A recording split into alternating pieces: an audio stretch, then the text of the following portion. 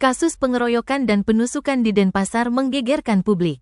Korbannya merupakan seorang pria berinisial IKY berusia 30 tahun. Insiden tragis itu terjadi di sebuah guest house di Jalan Ahmad Yani Utara, Peguyangan Denpasar pada Rabu tanggal 19 Maret tahun 2025 tengah malam.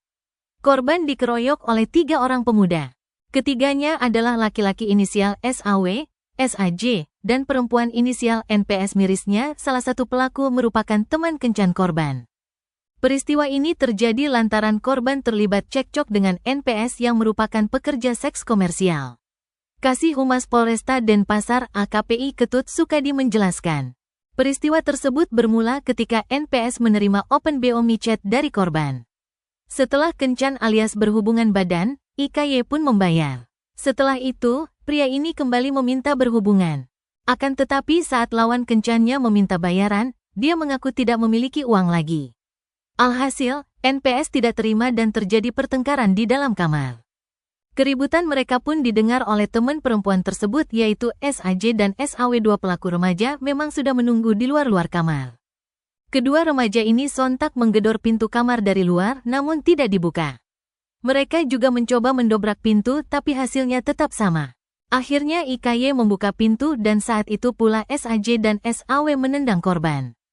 Perkelahian pun tak terhindarkan. SAJ yang melihat pisau di atas tempat tidur langsung mengambilnya.